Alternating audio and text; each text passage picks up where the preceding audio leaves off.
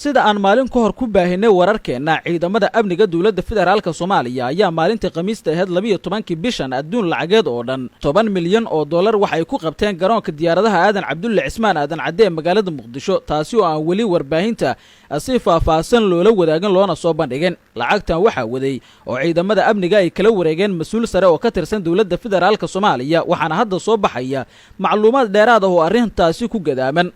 dhowr bilood kadib Soomaaliya waxa ay galaysaa doorashada madaxweynaha oo u muuqata mid ka adag kuwii hore waxaana jira guluf xoogan oo ka dhaxeeya xildoonayaasha siyaabo kala duwan ayayna ku raadinayaan taageero dhaqaale oo ay kursiga ku iibsan karaan sida la aaminsan yahay siyaasadda Soomaaliyana ay tahay amaba hore loo arkay in dhaqaale badan lagu gato kursiga madaxweynaha ee ugu sareeya dalka dawladda oo horey loo arki jirin amaba faragelin aan ku samayn jirin arrimaha siyaasadda Soomaaliya xiriirna uusan Muqdisho kala dhaxaynin ayaa sanadkan si aan la filaynin u soo galay arrimaha doorashooyinka Soomaaliya doonayaan in saameyn ay ku yeeshaan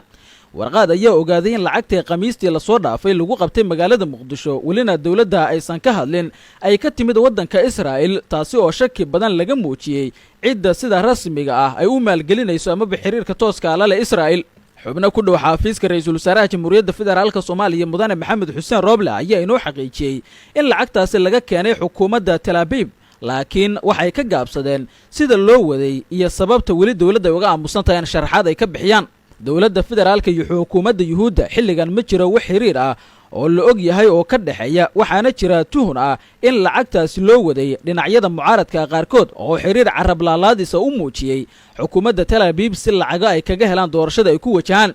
dhawaan waddanka Masar saraakiil sirdoon ah oo Israa'iil ka tirsan waxa kula kulmay madaxweynihii hore ee Soomaaliya Mudane Xasan Sheekh Maxamuud waxaana la sheegay inay ka wada hadleen arrimo dhowr ah oo ku saabsan isbeddelka Soomaaliya la rajeynayo inuu ka dhaco inkastoo aan kulankaasi laga helin xog intaasi ka baxsan warbaahinta carabta qaarkood ayaa kulankaasi waxay ka qoreen warbixino kala duwan iyagoo ifiyay sida Israa'iil ay u doonaysay xiriirka Soomaaliya balse aysan wali helin